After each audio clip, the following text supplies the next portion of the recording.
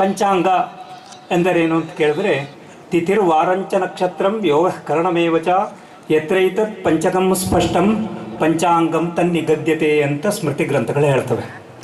ತಿಥಿ, ವಾರ, ನಕ್ಷತ್ರ, ಯೋಗ, ಕರ್ಣ ಹೀಗೆ 5 ಅಂಗಗಳು ಯಾವ ಪುಸ್ತಕದಲ್ಲಿ ಅಥವಾ ಯಾವ ಒಂದು ಗ್ರಂಥದಲ್ಲಿ ಇರುತ್ತದೆಯೋ ಆ ಪುಸ್ತಕವನ್ನು ಪಂಚಾಂಗ ಅನ್ನುತ್ತೇವೆ. ಈ 5 ಅಂಗಗಳ ಪಂಚಾಂಗದ ಮೇಲೆ ಈ ಭದ್ರ ಬುನಾದಿ ನಮ್ಮ ಭಾರತೀಯ ಸಂಸ್ಕೃತಿ ನಿಂತಿದೆ. ಆದ್ದರಿಂದಲೇ ನಮ್ಮ ಸಂಸ್ಕೃತಿ ಎಷ್ಟೋ ಆಕ್ರಮಣಕ್ಕಾದರೂ ಮತ್ತೆ ಮತ್ತೆ ತಲೆ ಎತ್ತಿ ನಿಂತಿದೆ. ಅಷ್ಟೇ ಅಲ್ಲದೆ ಸಮಗ್ರ ವಿಶ್ವಕ್ಕೆ ಮಾರ್ಗದರ್ಶಕ ಸಂಸ್ಕೃತಿಯೂ ಆಗಿದೆ. ಪಂಚಾಂಗ ಎಷ್ಟು ವಿಧ ಅಂತ ಲೆಕ್ಕ ಹಾಕಿದಾಗ ಸಿದ್ಧಾಂತ, ಆರ್ಯ, ದೃಕ್ ಎಂಬ ಪ್ರತ್ಯೇಕ ಸಿದ್ಧಾಂತವನ್ನು ಆಧರಿಸಿ ಸಿದ್ಧಪಡಿಸುವ ಪಂಚಾಂಗ ನಮ್ಮ ಭಾರತದಲ್ಲಿ 3 ರೀತಿಯಾಗಿವೆ. ಅವುಗಳಲ್ಲಿ ಸ್ವಲ್ಪ ವ್ಯತ್ಯಾಸ ಇರುತ್ತದೆ. ಆಯನ ರಹಿತ, ಆಯನ ಸಹಿತವಾಗಿರುವುದೇ ಇದಕ್ಕೆ ಮೂಲ ಕಾರಣ. ಕರ್ನಾಟಕದಲ್ಲಿ 3 ರೀತಿಯ ಪಂಚಾಂಗಗಳು ಆಚರಣೆಯಲ್ಲಿವೆ.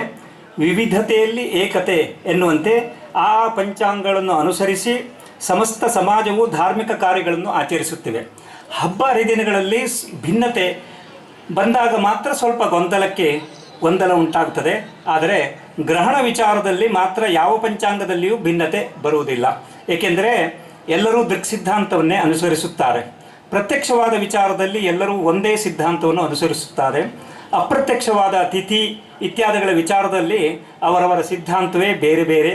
ಇದೇ ವಿಮರ್ಶೆಗೆ ಯೋಗ್ಯವಾದ ಅಂಶವಾಗಿದೆ. ಮಠಮಾನ್ಯಗಳು ಇದರ ಹಿಂದೆ ಇರುವುದರಿಂದ ಇದನ್ನು ಸರಿಪಡಿಸುವುದು ತುಂಬ ಕಷ್ಟ ಸಾಧ್ಯ.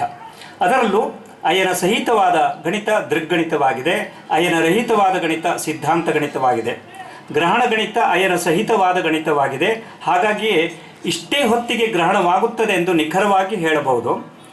ಆದರೆ ಸಿದ್ಧಾಂತ ಗಣಿತ ಅಥವಾ ಆರ್ಯ ಸಿದ್ಧಾಂತಂತೆ ಗ್ರಹಣದ ಲೆಕ್ಕಾಚಾರ ಮಾಡಿದರೆ ಪ್ರತ್ಯಕ್ಷವಾದ ಗ್ರಹಣ ಸಮಯಕ್ಕಿಂತ ಮೊದಲೋ ಅಥವಾ ನಂತರ ಗ್ರಹಣ ಸಂಭವಿಸುತ್ತದೆ.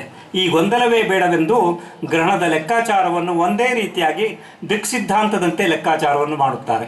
ಈ ವಿಚಾರವನ್ನು ಸಮಾಜ ತಿಳಿದಿರಲಿ ಎಂಬ ಉದ್ದೇಶದಿಂದ ಇಲ್ಲಿ ಉಲ್ಲೇಖಿಸುತ್ತಿದ್ದೇನೆ. ಶ್ರೀ ರಾಮಚಂದ್ರಾಪುರ ಮಠ ಮತ್ತು ಶ್ರೀ ಶೃಂಗೇರಿ ಮಠ ಸಿದ್ಧಾಂತ ತಂತ್ರಗಳನ್ನು ಅನುಸರಿಸಿ ಸಿದ್ಧಪಡಿಸಿದ ಪಂಚಾಂಗವನ್ನು ಆಧಾರವಾಗಿರಿಸಿಕೊಂಡಿದ್ದಾರೆ.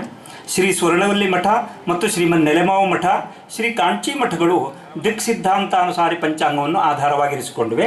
ಶ್ರೀ ಸೋದೆ ಮಠ ಹಾಗೂ ಉಡುಪಿಯ ಅಷ್ಟಮಠಗಳು ಅಥವಾ ಶ್ರೀ ಮಾಧ್ವ ಮತಾನುಯಾಯಿಗಳ ಮಠಗಳು ಆರ್ಯ ಸಿದ್ಧಾಂತಾನುಸಾರಿ ಪಂಚಾಂಗವನ್ನು ಆಧಾರವಾಗಿರಿಸಿಕೊಂಡಿದೆ.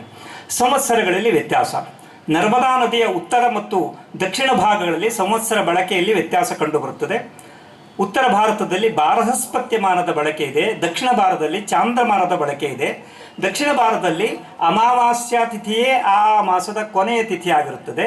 ಉತ್ತರ ಭಾರತದಲ್ಲಿ ಹುಣ್ಣಿಮೆ ತಿಥಿಯೇ ಆ ಮಾಸದ ಕೊನೆಯ ತಿಥಿಯಾಗಿರುತ್ತದೆ. ಉತ್ತರ ಭಾರತದ ಯಾತ್ರೆಗೆ ಹೋದ ಯಾತ್ರಾರ್ಥಿಗಳಿಗೆ ಈ ಅನುಭವ ಸ್ಪಷ್ಟವಾಗ್ತದೆ. ಕಾಶಿಯಲ್ಲಿ, ಪ್ರಯಾಗದಲ್ಲಿ, ಗಯೆಯಲ್ಲಿ ಇದೇ ರೀತಿಯ ಆಚರಣೆ ಇರುತ್ತದೆ. ಚಾಂದ್ರಮಾನದ ಪ್ರಕಾರ ಪ್ರಕೃತ ಸಂವತ್ಸರದ್ದು ಹೆಸರು ವಿಶ್ವಾವಸು. ಉತ್ತರ ಭಾರತದಲ್ಲಿ ಸಿದ್ಧಾರ್ಥಿ ಸಂವತ್ಸರವಾಗಿರುತ್ತದೆ. ಅಂದರೆ ಅಲ್ಲಿಗೂ ಇಲ್ಲಿಗೂ 14 ಸಂವತ್ಸರಗಳ ವ್ಯತ್ಯಾಸ ಇರುತ್ತದೆ. ಇಂದಿಗೆ 1347 ಶಾಲಿವಾಹನ ಶಕ ವರ್ಷಗಳು ಕಳೆದಿವೆ. 5126 ವರ್ಷಗಳು ಕಲಿಯುಗದಲ್ಲಿ ಕಳೆದಿವೆ.